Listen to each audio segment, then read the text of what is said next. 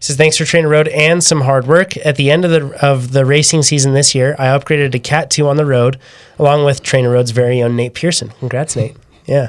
Says, it got me thinking about the massive leap in almost all aspects of racing between Cat 3 and Cat 2, which is arguably the biggest of all category upgrades in the U.S. That's my question. Yep. I would say, yeah.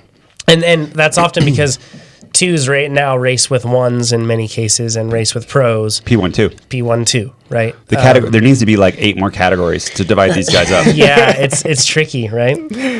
So he says, thus my question. What advice would you give to a new Cat 2 with regards to, 1, training, would you say more aerobic base, more sustained power, and fatigue resistance? Number 2, race tactics. Now you're with the big guns, he says. Number 3, the path to Cat 1, and he mentions balance between gaining experience by getting your teeth kicked in and gaining experience by winning. And then the final one, number 3, when should one race the Cat 2-3 versus Cat 1-2, if there is such a choice? Because many times they combine the categories like that. Thanks for reading. Hopefully, I will get to see and race with you guys if you come out to Intelligentsia or Gateway Cup in 2020.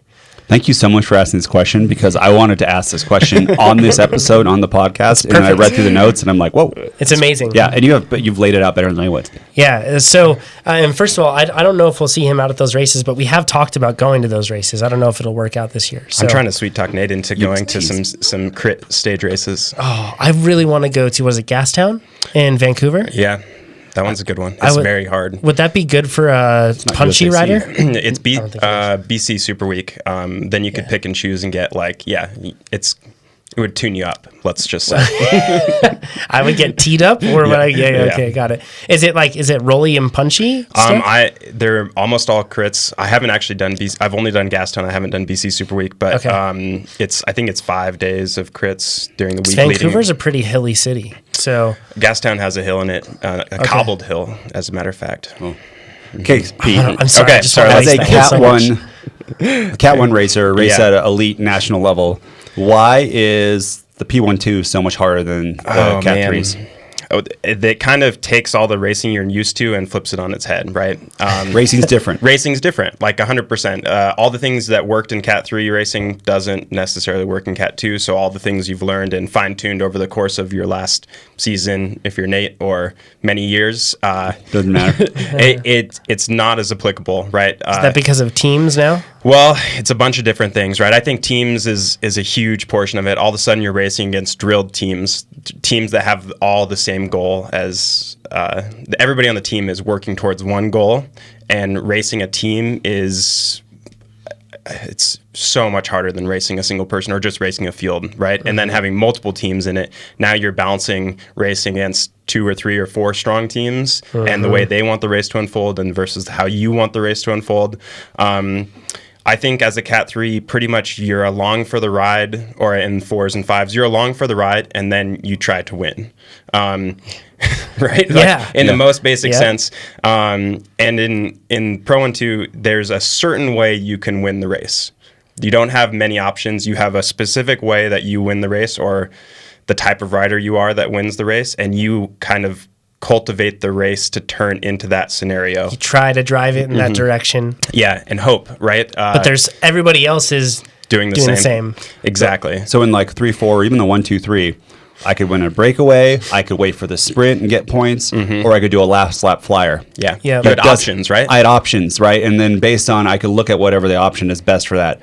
That doesn't happen, right? Because in P1-2, sprinting, like, I will never win another sprint or place another sprint again from the field. Because you're competing against not only really good sprinters that have honed their craft for years, but also their teams that are dedicated to that. So it's the real deal, and then lead-out trains. So how does that work in P1-2? Yeah, lead-out trains are good. The whole finish of a P1-2 race is different, and depending on what caliber of P1-2 racing, it's more and more scary kind of as you go up.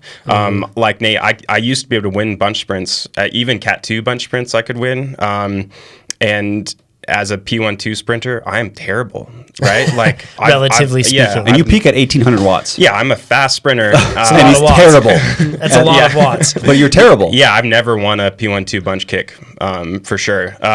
It's so much more about positioning and kind of that last high. Let's say in a normal regional California NorCal race, the last few laps are pretty hard. Let's say 3-4 laps are going to be fast. So all of a sudden, you're not sprinting from cruising around at 25 miles an hour, right? And then you just uncork and kaboom, right? There was a sprint. You're going probably at threshold or 100% for the last 3, 4, 5 minutes. Yeah. But you're also, not only are you working at that pretty high percentage of your fitness, you are kind of battling 20 other guys also doing that same thing, and you're fighting for positions into each corner, kind of who you want to be sprinting off of, who you want to be around. People are still attacking, so there's still accelerations. You're in a whole, like, the race transforms in the lead out. Yeah. And in the big races, we would always say you had to be in the position you want to be sprinting from when the lead outs start. Yeah. So for some races, that's like 10 laps to go or 15 laps to go. You need to be 10 or 15th wheel. Which is hard to maintain. And then you fight for 20 minutes. And if you turn off, you lose 5 or 10 wheels. If you make a mistake, you lose 5 or 10 wheels. So you have to make a bunch of decisions correctly in a row to just be able to play. Yeah. And that all still counts for regular P12 races. It's making a bunch of correct decisions at the end of the race, because mistakes are much more costly. Yeah. Like Nate, I remember you had a couple races where you could move to the back to the front on the second 2 laps to go. You're like, I'm going to move to the front, and then I just moved to the front. and then move to the front, and then Just do it. attack, and kaboom! Like, that's the race. Yeah. That doesn't happen anymore, unfortunately. If there's one rider when all the teams are up there with, like, and whether it's a full sprint lead out or not, but all the teams are present at the front and they're trying to maintain their position. First of all, it's so fast you can hardly even try to escape. But if one rider tries to go, Yeah. you're not going to be able to do it with all those teams going up there. You can't sneak away. Yeah, like there's that. no sneaking away, and most of those lead-outs ride pretty defensively. Like, they'll close corners. If they see you coming, they're not going to let you attack the field, right? They're going to move over. They'll move over and stop you. Plus, the videos I've seen, they're going 30, 35. Yeah. So you can't, like, how do you just attack zoom. over that? Yeah, You're going 2 miles per hour more than they get in your draft and then swarm you up. So there's also, we talked about, there's a different kind of swarming. So in the 3-4s, 3s, even a 2-3 race, I've had it where it slows down. You get swarm meeting the back of the field and it envelops you. But there's a different kind of swarming in P12s. What's that, Pete?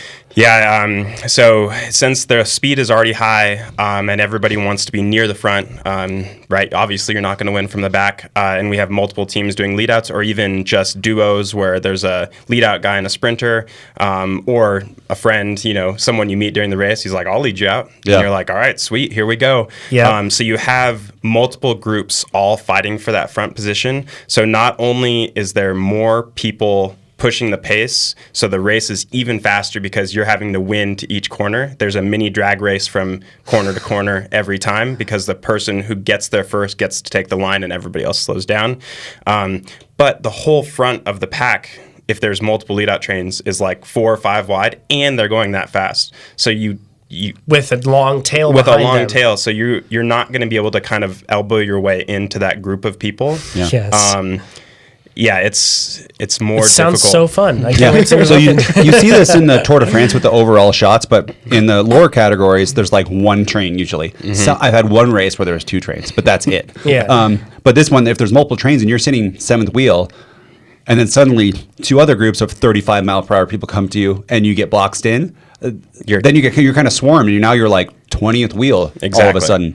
And it takes no time at all. And what a lot of teams try to do is they time their hit so that when they have the right amount of people, if they have 3 or 4 people, that's probably 2 laps to go. So they're kind of sitting in the wings, and then with 2 laps to go, they're going to put it all in and try to do 2 laps as hard as they can and beat the other lead-out team to each corner.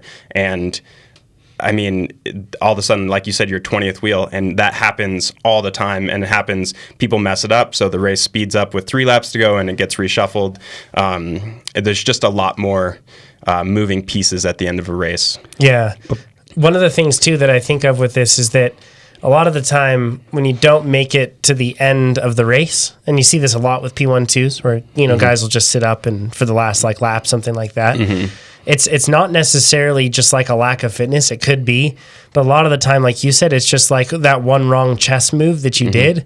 And it's just your chance at winning is one chance at winning. And that option just simply isn't playable anymore. You can't play that card. Yeah. You know what I mean? So it's kind of like you said, you have one card, and this is how you're going to be able to play it to be able to win this race. Yeah. And everything has to work out just like that in order for that to happen. Another thing you said is that in the last lap, we alluded to it before, if I'm 20th wheel, I'm still I'm in it. Right? Yeah, I still can do it. Right. But in the other races, your 20th wheel, I'm going to do P12 races, I'm just sitting up because I'm not going to be able to move up. Right. And I don't want to be caught in a crash. Sprint for 17th and crash. Yeah, it would get a broken collarbone. Yeah. So either I'm getting points or I'm getting, I'm 35th out of 37. The riders are really, I feel like, maybe aggressive is the wrong word, but I'll use that word. But they're not. I think it's dangerous, the right word. But they're not dangerous, right? Yeah. Like in the there's a lot of crashes. They can be. But what I'm getting at here is that riders' contact is more present and more dealt with. Whereas, if you're in a Cat 5 race and somebody bumps shoulders, it's like this Red Sea parts. Stop the race. Stop the race. And in Masters 1, 2, 3, I feel it's more gentleman racing. Yeah. Where but how does it change in the P12, Pete? The way you get through people is by moving them out of the way, right? I remember that Don't video. do this, everyone. I remember that video with that a lot of people were upset about with Willie Myers from the H24 team because he was pushing his head off the other shoulder because he was fighting for a wheel. I don't think that was out of line. No. He was just leaning Is that against the rules? If you don't take your hands off the handlebars, I think it's okay. Yeah. What? Yeah. Oh. Yeah. So, and he wasn't cracking somebody's Yeah, it skull wasn't with even his that head or aggressive. something. Willie's was kind of just scooting. If you scoot someone off the wheel and they're 8 inches off the line, all of a sudden he's doing 100 more watts to go that 35 miles an hour. Yeah. And even if it's only 3 or 4 seconds, that's probably enough that Willie's going to get his handlebars in front of him, and that guy's not in the mix anymore. We'll try to find that video and put it in the forum. It's on Jeff Linder's. I forget. Willie won the one, but it's on NorCal Cycling. Yeah. Well, so we'll link to that video there. But that's commonplace though, right? Yeah, and not that it's that kind of more aggressive behavior or forceful. I was going to say enthusiasm, but a lot of shoulder touching and a lot of hip touching where. The spaces in the P12 race are just less, right? There's less kind of overall space because usually the fields are a decent size and there's just more people. And they're more comfortable with that too. And they're more comfortable. So you just end up turning and running into people, bouncing off of people a little more. They're all fighting too for a tighter spot. And if that kind of scares you, if you get the heebie-jeebies when someone's touching you going 35 miles an hour and you go to the back, the dude who bumped your hip is happier. Kind of wider elbows when you go through, so you kind of push people away. We have something on here on the notes, but Nate, are you sure you want to cover this? Because this is possibly what we would be talking about could be flipping over your card, so to speak. Highlight it. Because whenever we talk about whenever we talk about what we're going to do at a race and then we show up at the race in our region, Nate and I were marked. Yeah, but in P12, if you're marking me, you're losing the race. That's a good point. Yeah. There's so many people that have either the same size with everybody's more fit than me, right? So, but here's my only chance to get points in the P12, and I do want to get a Cat 1 upgrade. Yeah. First flat races, obviously. That should go without saying. Right, yeah. Pick profiles that match you. Yep. Horses for courses. And then for me, nice. I need to be in a breakaway. And I need to be in a breakaway with the established teams there.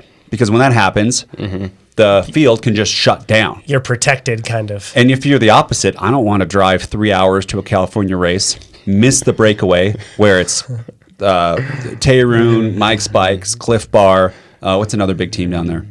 I don't know. I don't know. H24. H24. They don't really do many crits, but yeah, it could be them too. Yeah.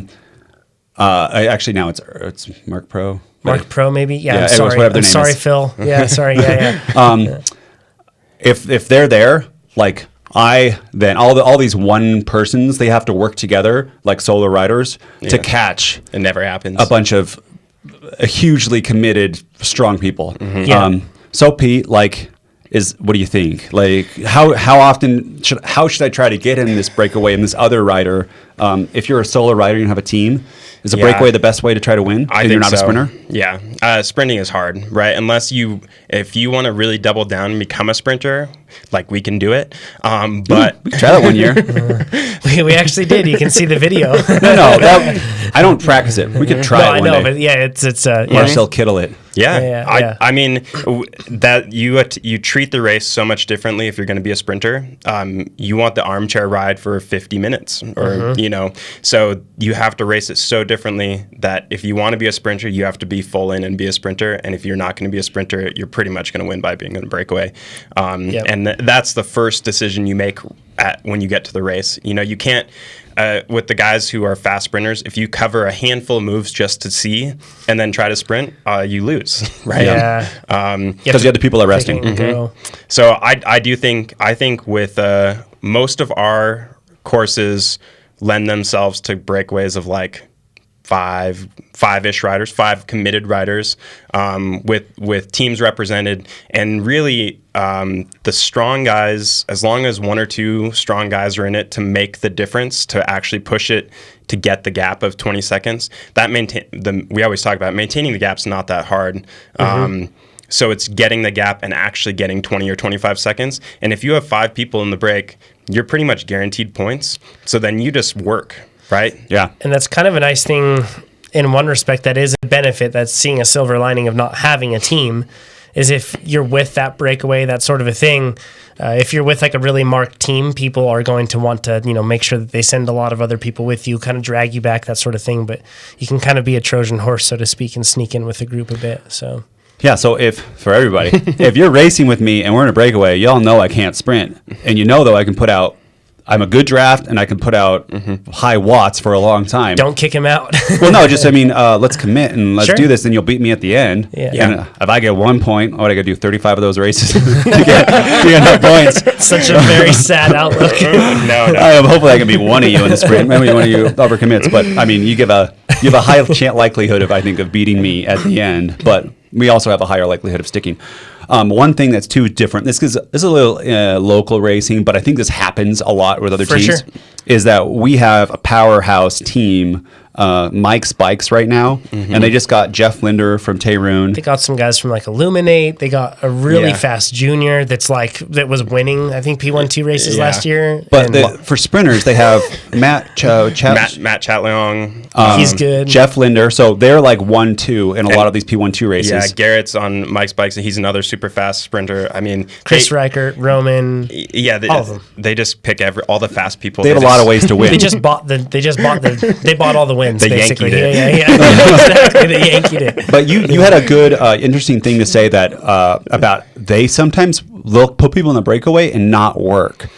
So talk about this strategy, because this is a great strategy, although frustrating for everyone racing against them. So they have such a good track record with their sprinters. I mean, they get mostly first, but first or second in all the races. They could get 1, 2, 3. Yeah, in a lot of these. Exactly. And so it's not worth it for them to put any eggs in the breakaway basket, except for getting a rider up there and then having him sit on. And I won't say they do it all the time, but more often than not, it's a clever move. Yeah. Because then they don't have to work and they don't have to push the pace. And they'll either shut down the breakaway or have a completely fresh person for the end. Yeah. Right? It's what you should do. If you have 3, I mean, I won't always have 3, but you have 3 strong sprinters and they have so many people each race that they could do a lead out. and you get somebody in the break and they just sit on the whole time for 40 So minutes as everyone's going hard. Two extremely good cards to play right there. And when one fails, the other's just better. Like, you know what I mean? Like, it's a really good spot to be Yeah, in. you have an 80% chance in the breakaway and you have a 95% chance in the sprint. You're like, I'll run those odds, right? Exactly. Yeah, Well, turns out teams are good. Weird. So how would you counter that if you're in the breakaway with somebody who is just sitting on? Yeah, it actually happened at Land Park last year. He was sitting on, and we got fairly established, and actually about 15 minutes in, he started attacking the breakaway, right? Like, I think we were getting a big enough gap that it was more or less up to him to kind of destroy the breakaway. So he started attacking the breakaway and getting rid of both the weaker riders, but attacking the stronger riders. And so what ended up happening is we started countering him, the remaining strong guys. But it's like, you're punching holes in your boat. Like, you're taking the breakaway, which was your only chance of success, and throwing people over. Yeah. And it's like, well, like crazy. We have to get rid of him for it to work. And of course, we got brought back. But I think what I would do is try to coax him into working. Be like, hey, I don't mind. We'll sit up. But if you pull through, you don't have to pull. Just rotate. Like, that's okay. Like, that saves just a bunch of energy. Give us more time to rest in between efforts. Well, you don't have to go crazy and fast. he'll say no. Yeah. And then usually I think if the breakaway is big enough, if it's 3 guys, I would just go back to the field and try again. And if it's 5 guys, 6 guys, I would get halfway through the race, and if it's looking probable and the guy's not attacking you, or whoever it is isn't attacking you, you got to figure out a way to get rid of them. It's like that quote, some men just want to see the world burn.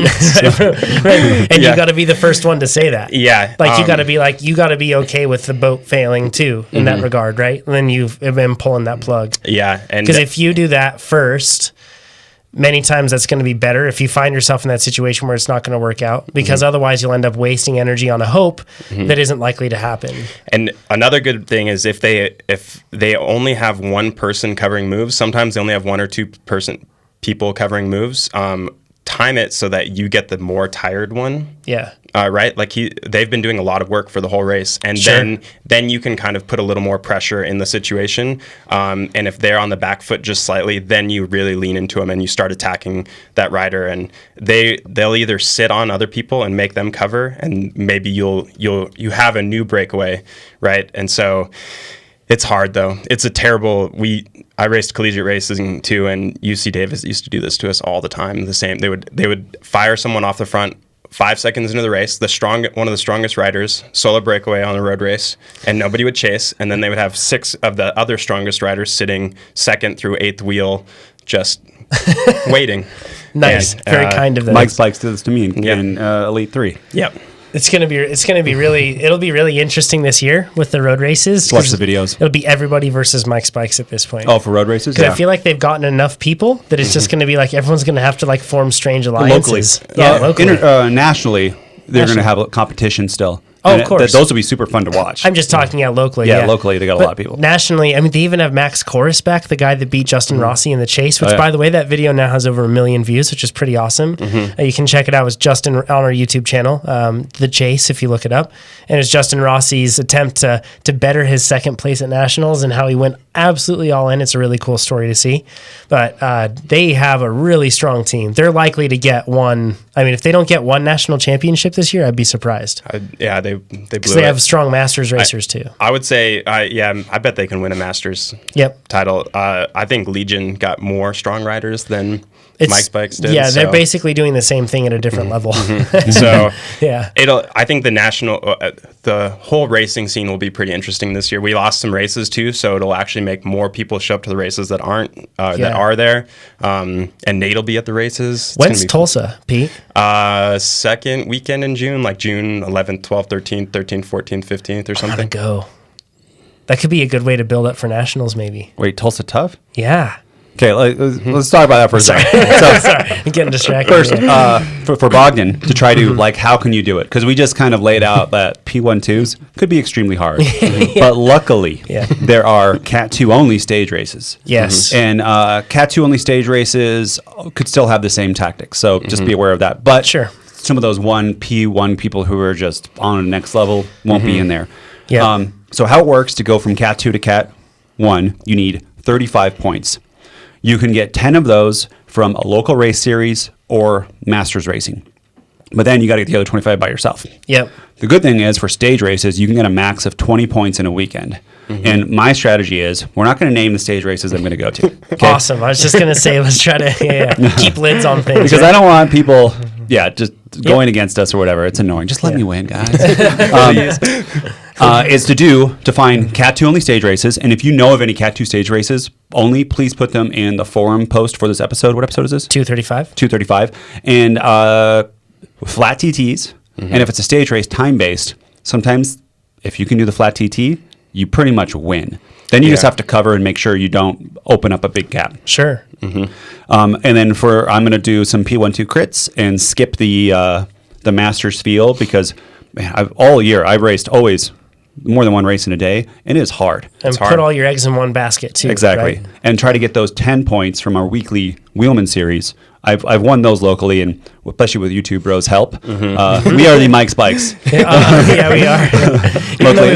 There's yeah. fellow Reno and stuff. They're strong too. Exactly. Yeah. It can go either way. They're really strong. Depending on tactics and stuff. So, Yep. and then Pete, you said sometimes 2 races are scored separately? Yeah, and that's partially how I got my 1 upgrade, doing some Cat 2 only races, or Cat 2s are scored separately where you would do...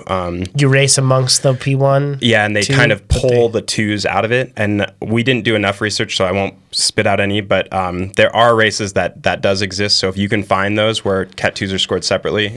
that's amazing. Because that's up to the race organizer to do that. Yeah. If you get in a breakaway with a bunch of 1s and you're a 2, you're set. You're you set. won. Like, my first 1, 2, 3 race, I thought, we talked about this, I thought that's how it was scored. It was actually a 1, 2, 3, 4. Yeah. And I was in a breakaway with Masters people. Yeah. And I thought, hey, I'm in Mm-hmm. the first 4. There's only 1s and 2s in this We breakaway. got it. Yeah. And then I didn't contest the sprint. And then I was like, nope, you're 6th place, no points. I was like, Anyways, the other kind of thing you could do is our Cat 2 crit series, which I think he's going to do. But can we just go? Do we have enough time? Can we Sure. go through these? Yeah, absolutely. Yep. Okay, 1, Tour of America's Dairyland. That's like 10 days? 11 days. 11 days. There's one or 2 road races, but road racing being in quotes. Got it. Are they kind of like circuit races almost? Circuit races, or sometimes they do it on a road race course. So Okay. it's like 10-mile loops or it. less 5-mile loops, stuff like that. But Right. it's all crit racers. It's a crit race. Nice. Less climbing? Less climbing. There's a couple hilly days, but I always was fine in those races. You also get you can pick and choose. So if you have a bad day, just pull out, or you don't feel good, ride easy for the first half, and then Just pull jump out. back in. Yeah, and you can pick and choose your days that you want to do well in. You said this is this your favorite race? It's probably my favorite race series. It's so fun. All the towns are really into it. It's really well done. There's good prizes. There's good crowds. There's good racers. It's always pretty safe. And it's easy to drive through. They're all within an hour or 2 of Milwaukee. So, Nice. or one of whichever race you pick as your home base, they're all close. Interesting. Intelligentsia Cup. Oh, wait, where is Tour of America's Dairyland first? It's in Wisconsin, around Milwaukee. Yeah. And sorry, we're talking about U.S. races. Around that region. Yep. Intelligentsia Cup. I actually haven't done this one, but other people, it's Jeff Linder did it. You can watch his videos. I think he did a video for everyone. Yeah. It's like West Chicago, and it looks scary. It looks like crashy and aggressive. The courses look a little bit hairier to me on that one, and I think the people are more aggressive, like you said. Yeah. So Remember it from seems. last year, he was even saying these people are way aggressive, more aggressive than Northern California. Yep. Gateway Cup. Gateway's in St. Louis. It's at the end of the year. It's really it's another one where the town is super behind it. I think I don't know. We should look at the race flyer, and races change every year. Just because they did something last year doesn't mean they'll do it next year. But it's really good to kind of, if you can hang at a real national level P12 crit, you go back to your normal regional crit. It's going to feel really easy. It's amazing. Yeah. Just a mental shift. Yeah, just a mental shift, and you just realize what you're capable of doing. I remember we did Tulsa's the next one, but where you start and you pretty much go till your eyes bleed for the first 10 minutes, and then it settles down and you only go 95% of your eyes bleeding. And then you come back to California and everybody eases off the line and you're like sprinting. And when you look up 10 seconds of the race and you're already 50 feet off the front and you're like, oh yeah, we're back in the normal racing. Yeah, you know? exactly. Yeah. Tulsa tough. Tulsa tough. That one's hard. I think we always say it's kind of like the most condensed, the most best riders all come to Tulsa. Yeah. And so it's really stacked. There is it's a P1 field and a 1-2 field. So if you feel confident in your fitness, you're good at hilly technical crits. It's a great, yeah. I feel like that'd be a great one for John, but not for me. Yeah. John's hilly, punchy, technical. So bad. You would like it. It's I fun. want to go so bad. It looks awesome. Usually it rains. It's perfect. Yeah. Makes it even better. Yeah, that's like, this is all things for John. This is great. Yeah. And you'd be a 3. Yeah, and they do. I think they do a 3 only race. At least they did last year. Yeah. I watched it on the live stream on Flow Sports. Yeah, I would. Tulsa Tough is one almost everybody should do once. Yeah, and the crowds look cool. amazing. Looks awesome. We can do it once here. Just get dropped once. What about one lap? And so these are just like these. They have multiple races all in like 1 week, right? Yeah, series racing. Yeah. One other one that I want to do, and I know it's not part of this though, is Boise Twilight Crit. Even though that one's pan flat, but That looks like a good one for me. I think you should definitely do Pan it. flat, not technical corners. Yep. And you can do the 1-2-3 race. Like the one With you? Yeah. Well. Oh yeah, you got. What'd you get? We got a video of this. I got second. you can check out the video. It is an awesome race because we have great. we have the USA Crits footage from above too. Thank you, So it's- USA Crits. Yeah, Yep. so it's a whole nother level. It's really cool. I wish I would have been that regular with you. I watched it and like, oh, you're just dying too. Yeah, you would have smoked me. No, it would have been awesome though. Yeah, and I'm gonna try to do the P1 race this year. I mean that's like my favorite race, so I really want to be fast and good. Would you just do gotta both? make the roster, right? I don't think so. I have to make the roster. I have to be one of the 6 fastest guys on You the should race. use Plan It's just Builder. hard. I am. I'm a week and a half in because Good. I put it on my plan before everybody else did. Ooh, sneaky peek. But it's cool. It's exciting. It makes me want to race some crits right now. If you like that video, subscribe to our channel or let us know down below with a like or a comment on this video. And if you want to check out more race analysis videos, click on me. And if you want your coaching questions answered, click on me. And if you want to find out more about what we do here at TrainerRoad, you can go to trainerroad.com.